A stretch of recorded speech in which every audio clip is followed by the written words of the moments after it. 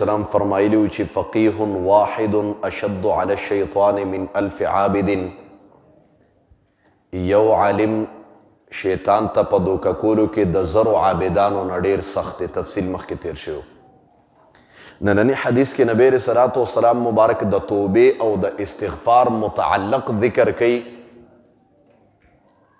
چې استغفار او توبه خدای ته استل او خدای ته جړل څومره فایده کوي. نننی درس کې به تاسو ته معلومیږي او انشاءالله یو جامع استغفار وظیفه به انشاءالله نن در کوم.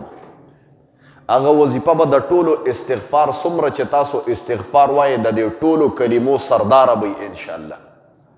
یو به پکې د خدای صفاتی، د خدای نه به پکې جړای او د خدای نه به پکې توبه می انشاءالله الرحمن.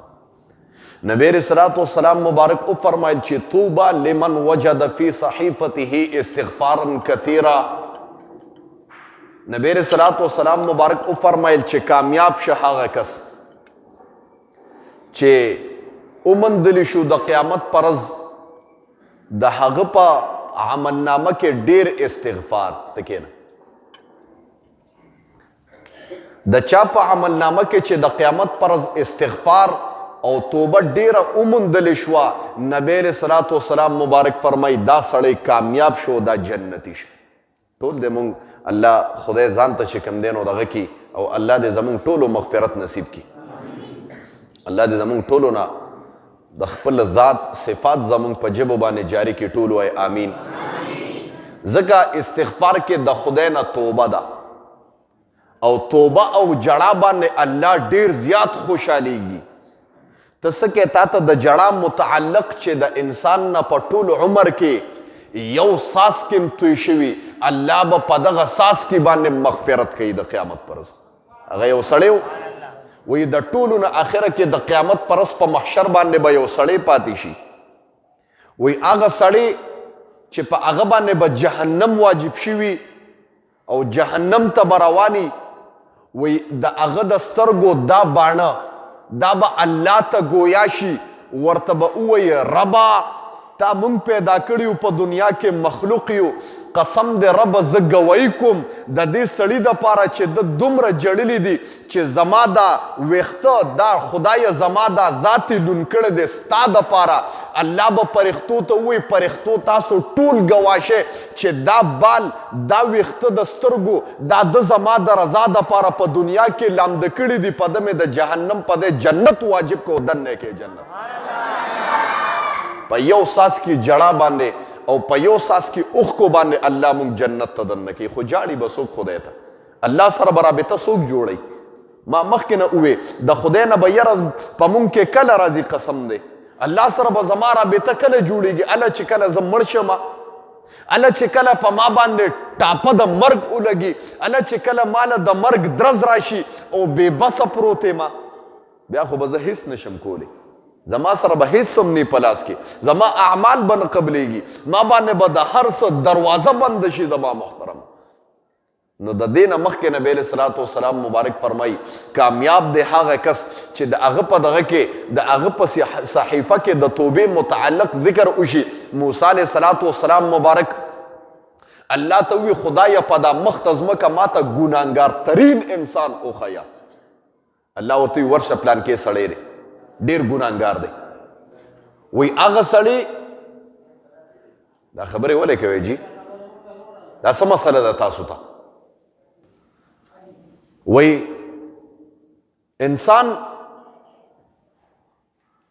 دی به دا ووایي چې الله د ګناهګار متعلق چې موسی علیه السلام ته الله ورشه یو سړی دی ډیر ګناهګار دی، چې موسی علیه السلام وکتل د شراب او په دغه نشه کې پروت و زما محترم. وی دغه سړی دی ډیر ګناهګار دی. موسی علیه السلام بیا راغی خدایه دا ګناهګار دی.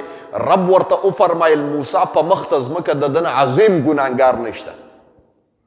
موسی علیه السلام ډیر استغفار وکړه. ډیره زمانه پس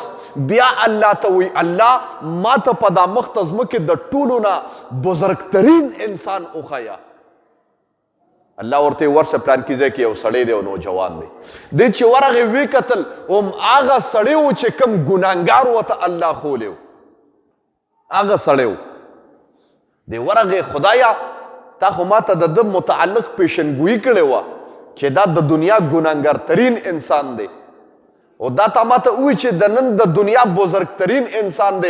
ورته وفرمایل الله ورته وفرمایل موسی د ده د خولې نه کلمه ووته چې ربه ما ته پته ده چې زما اعمال دومره دي چې تا ته زما مخاطبه نه کیږي زه تا ته مخامخ کیدی نشم خدایه زه دومره پلیت یم خدایه زه دومره عاجز یم ما ته ډېره عاجزي وکړه ویې جړل الله ته قسم دی د ده عاجزي او توبه ما ته دومره قبوله شو چې د دنیا بزرګترین انسان میں دا بندہ اگردو دا ما محترم